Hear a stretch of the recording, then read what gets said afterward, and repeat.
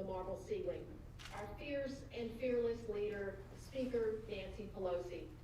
Speaker Pelosi has been a steady hand over these past 4 years.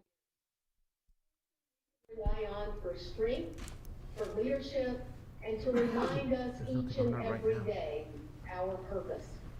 He unified our caucus, steadied us for better days, and built a vision that we executed together to remind this nation what it looks like when Democrats govern. It's fitting that we come together in March as we mark Women's History Month, because there is no one in this country who has done more for women and children than Speaker Nancy Pelosi. The children, the children, the children. How many times have I heard that in my first 2 years in Congress? And now, as we see the promise of working with President Biden's administration, let me say it one more time, President Biden. There's no one more prepared to help usher through our agenda than the woman who has built a reputation as an unrivaled negotiator and legislative tactician. The woman responsible for guiding the passage of landmark bills like the Affordable Care Act, the American Recovery Act, and soon the American Rescue Plan. At a time when this country are plotting to undermine the right to vote, she's ensuring that House Democrats protect Americans' voices at the ballot box. Since the day she arrived in Congress, Speaker Pelosi has been a tireless champion of equality. And on a personal note, my wife Cheryl and I and our 4 sons are grateful.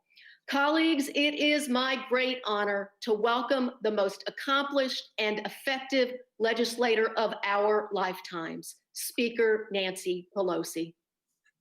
Thank you so much. I'm so honored by your introduction. This is a very special evening for me, my colleagues, to be introducing for the very first time Joe Biden as President of the United States. And my heart could not be filled with more joy to have that occasion marked by introducing him to our House Democratic Caucus. That joy is also increased by being introduced by Angie Craig, and I'm so glad she referenced her wife and her 4 sons, whom I love hearing about, and now in front of the President of the United States. Thank you, Angie, for your leadership, your friendship, and your very generous introduction. You make this evening very special to me, a special evening. First time, Mr. President, that I'm introducing you as President of the United States to my great House Democratic Caucus. That makes it even better. My colleagues, as you know, our nation is blessed with Joe Biden as President of the United States. He is an extraordinary president. He knows how to get the job done. When our nation faced the Great Recession, it was Joe Biden who led the implementation and accountability of ARA, helping to create and save millions of jobs.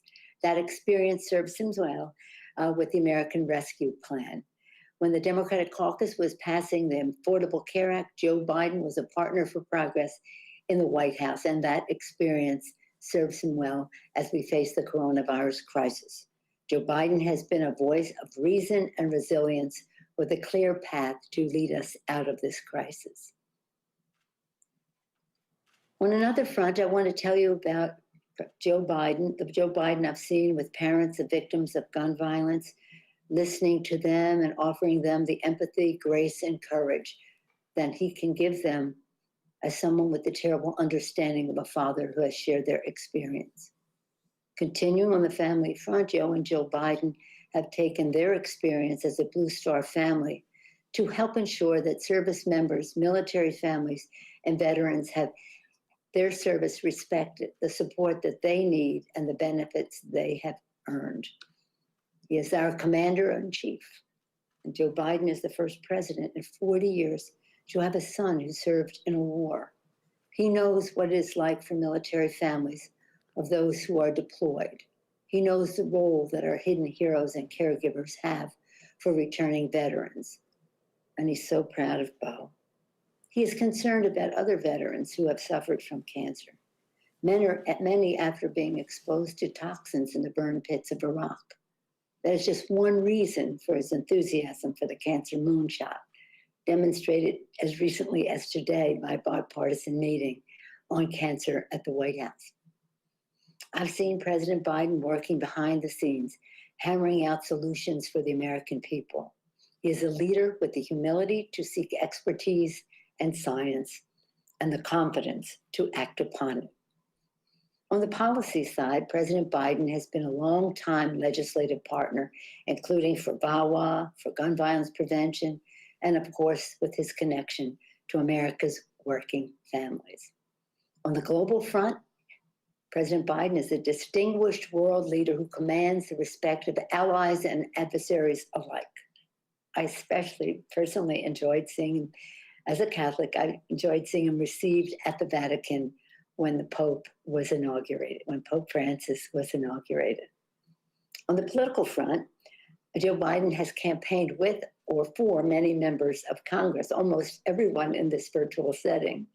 Thank you, Mr. President, for being there and with us and for us. My husband, Paul, always says, I just wonder how long into a speech it will be before Nancy starts talking about her grandchildren, our grandchildren. My grandchildren have for many, many years been longtime friends of Joe Biden. They have a range in age, but all of them love Joe Biden. But let me tell you one story. I think it was like 2013, 4 and 5-year-old, two of my, Paul and Thomas, we were at an event of the GCCC in New York, and Joe Biden was the featured speaker. They were so excited to see him because they'd heard so much about him from their cousins. And they met him, they talked about pets and things like that. And afterward, after the luncheon was over, I took them for candy. Don't tell their mom. I took them for candy at a place, Dillon's in New York. Well, they have sort of like swinging doors. You have to get through the doors, one part of the store to the next. So here they are, the place is packed and jammed. These kids are making all this noise over there on the side. And all of a sudden, I hear them pronounce, in order to open these doors, we do not say open sesame, we say open Biden. That's our magic word. Open Biden. I love it. Now more than ever, we need a battle-tested, forward-looking leader who will fight for the people, a president with the values, experience, and the strategic thinking to bring our nation together and to build a better, fairer world for our children. As president, he is taking us to new heights of inclusion in the success of America. President Biden is a leader who is the personification of hope and courage, values, authenticity, and integrity. Joe Biden is president, and with Democratic majorities in the House and Senate, we will deliver bold progress for the people. And now it is my privilege to present the 45th President of the United States, as my grandchildren would say, open Biden, Mr. President. Nancy, I love you. There's no one I'd rather work with than you. We've been friends a long time, and your whole family, your daughters, and it's just been a great relationship. And I think that Angie was absolutely correct, that you've been the consummate leader. I've been here a long time, and there's been no speaker that's been your equal, although there's been some great speakers. And you just have a special way about you, Nancy. And you're also very, very, which is important, you're kind, but you're tough. And you know what's right, and you stick by it. And I admire the devil out of you. And I want to thank somebody I campaigned for. He was leading by 30 points till I campaigned for him, but he still won anyway, Hakeem Jeffries, and Vice Chair Aguilar for putting this conference together and including me. And I want to thank the entire leadership team and all your committee chairs for taking an important step in the American Rescue Plan last week. You all showed at a time when the American people are depending on us, and they are desperately in need of us, that a diverse caucus isn't a divided caucus.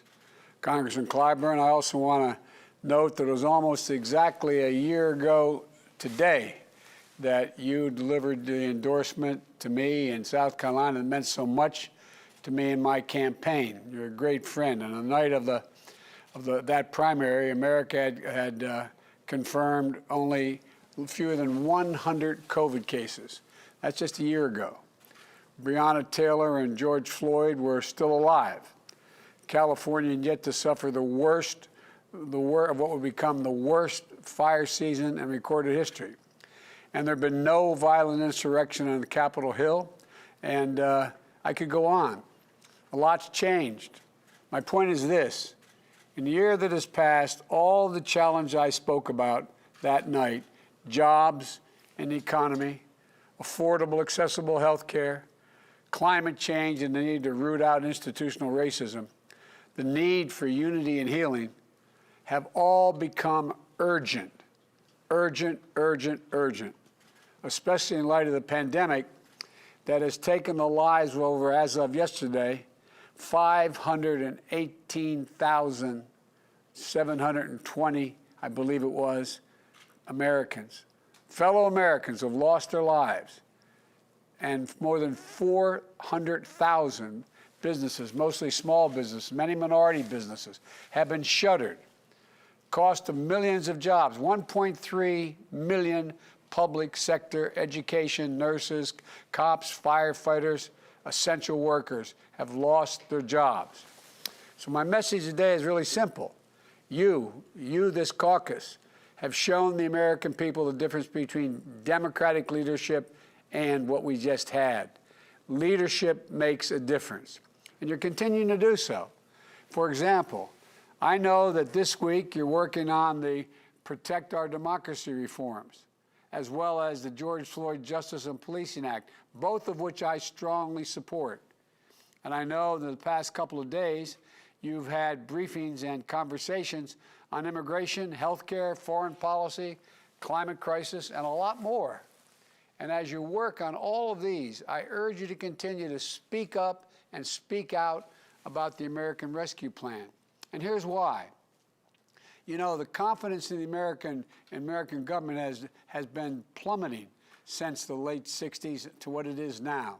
And many of you remember that in 2009, we expended a lot of political capital, Nancy and I and others, in the Recovery Act. It was an act that had less than 0.2% waste or fraud in it, according to the experts. And the economists told us we literally saved America from the Depression. But we didn't adequately explain what we had done. Barack was so modest, he didn't want to take, as he said, a victory lap. I kept saying, tell people what we did. He said, we don't have time. I'm not going to take a victory lap. And we paid a price for it, ironically, for that humility. And this is a case where every single piece of the bill you passed addresses a genuine, desperate need for the American people. Each piece isn't just defensible, it is urgent and overwhelmingly supported by the people. It's good policy and it's good politics. And I'm not sure we've ever seen something that is needed as badly as the American Rescue Plan that was as broadly popular.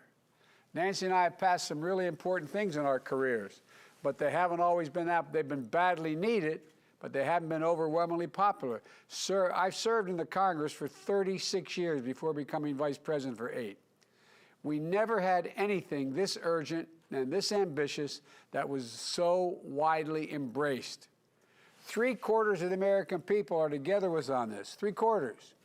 Nearly unanimous support among Democrats. More than 70% of independents in poll after poll. 60% of Republicans. I'll say that again. 60% of Republicans support what we're doing. A bipartisan group of more than 425 mayors, Democrat and Republican. The AFL-CIO and business leaders.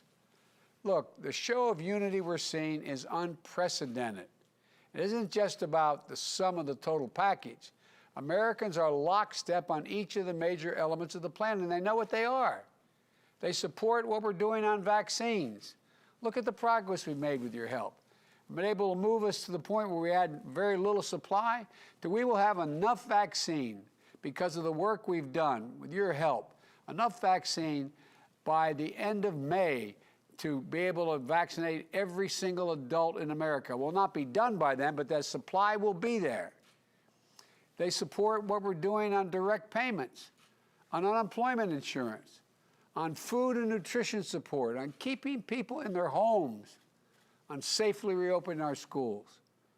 Staying unified as we complete this process of passing the American Rescue Plan won't just make a difference in our fight against COVID-19 and our efforts to rebuild the economy, it will also show the American people we're capable of coming together for what matters most to them.